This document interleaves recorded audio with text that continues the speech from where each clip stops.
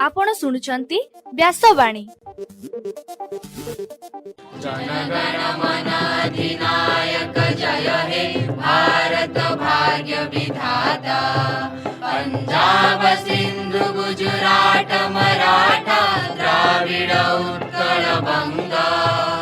विंध्य हिमाचल यमुना गंगा उच्छल जलधि तरंगा। तव शुभ नामे जागे तव शुभ आशीष मागे। गाए तव जय गाथा जनगण मंगलदायक जय हे भारत भाग्य विधाता। जय हे जय हे जय हे जय जय जय जय हे। या कुंदेन्दु तुषार हार धवला। या शुभ्र वस्त्रामृता। या वीणा वरदंड मंडित करा। या श्वेत पद्मासना। या ब्रह्मा श्रुत शंकर प्रभृति देवै सदा वंदिता। सा मां पातु सरस्वती भगवती। निशेष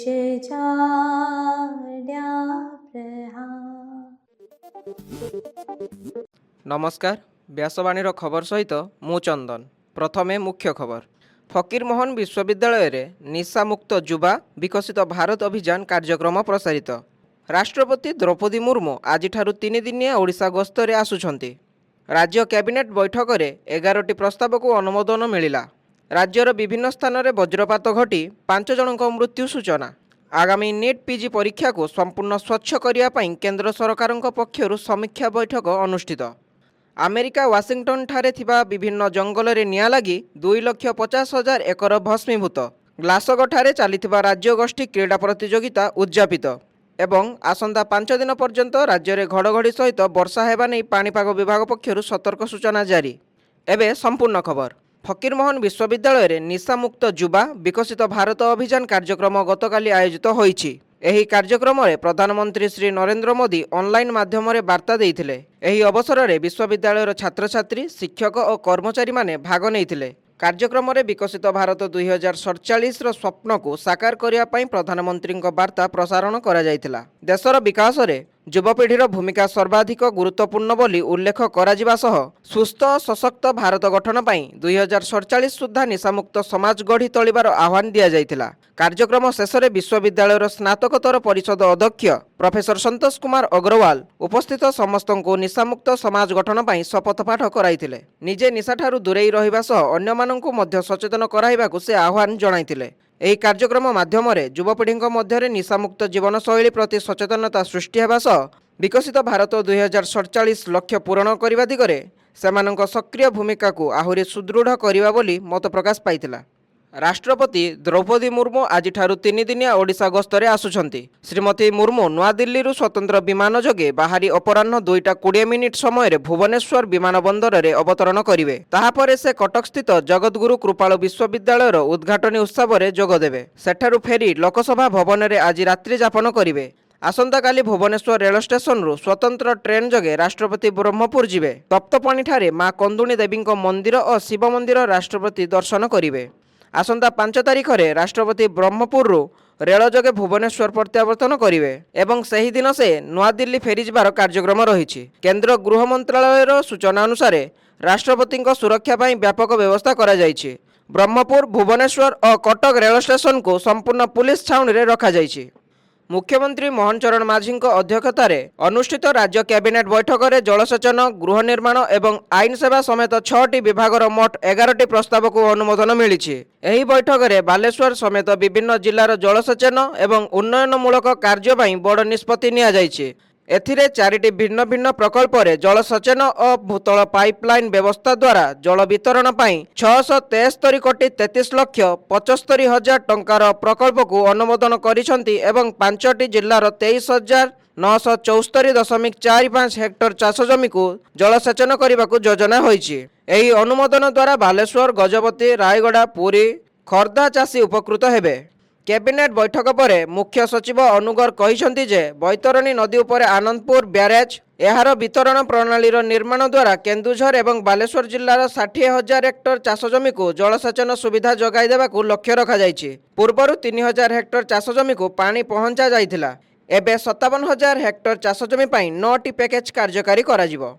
गतकाली राज्यर विभिन्न स्थान में वज्रपात जोगु 5 जनक मृत्यु घटी। एमाने हेले जाजपुर जिला बड़चणा अंचल चंदन मल्लिक और जड़तीरिया, केउंझर जिला घसीपुरा अंचल चैतन्य साहू, भद्रक जिला चूड़ामणि अंचल लिपुन नायक एवं बालेश्वर जिला रेमुणा अंचल मनोरंजन दास। एमानंक मध्यरु अधिकांश लोक बिलरे चाष काम करुथबा बेले वज्रपात हेबारु सेमानंक मृत्यु घटिथिबा जणा जायछि। राज्य सरकार एही दुर्घटना शोक प्रकाश करिसेंति। निज मोबाइल रे दामिनी परी वज्रपात सतर्कीकरण आप व्यवहार करी पानीपाग सूचना उपरे नजर रखिबाकू मध्य प्रशासन पक्षरु अनुरोध करा जायछि। अनावश्यक भावे घरु बाहरकू न जिबा एवं विपद समय स्थानीय प्रशासनर निर्देश पालन करिबाकू कुहा जायछि। अन्यपटे आसंता 24 रु 48 घंटा मध्य राज्यर किछि जिल्ला रे वज्रपात और घड़घड़ी सह वर्षार संभावना थिबा नै भारतीय पानीपाग विभाग पक्षरु सतर्क सूचना जारी करा जायछि।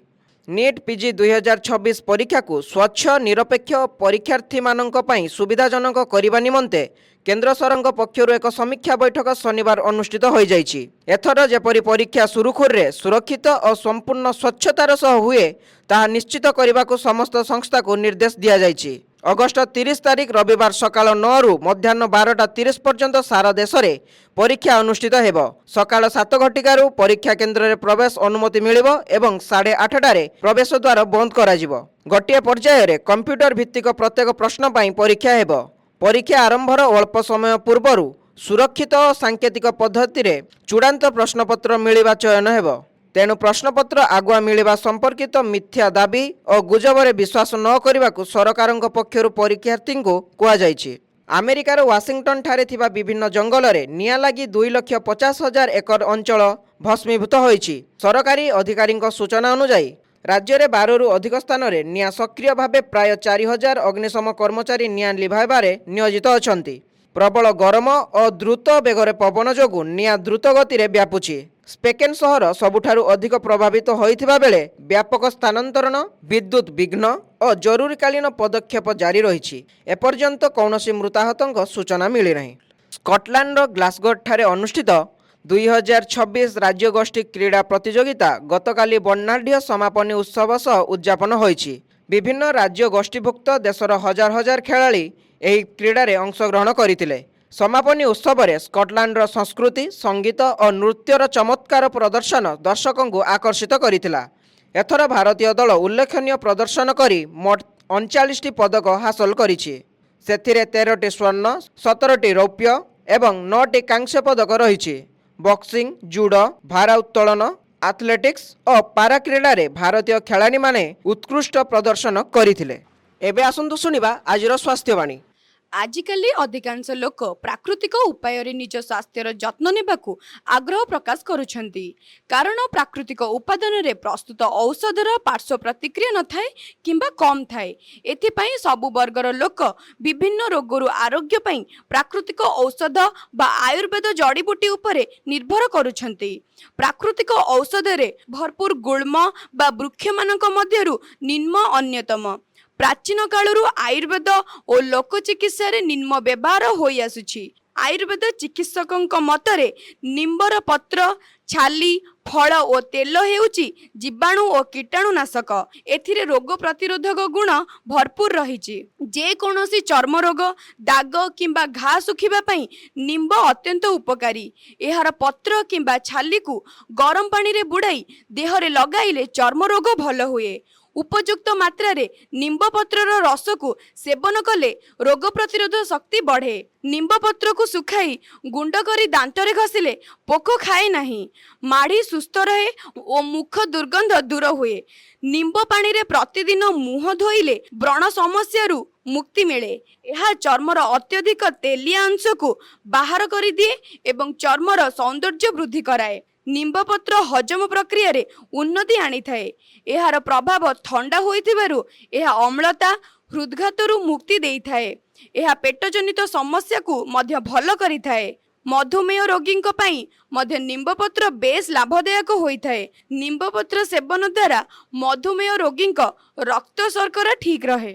आजिर खबर को एइठी रखुछु। नमस्कार।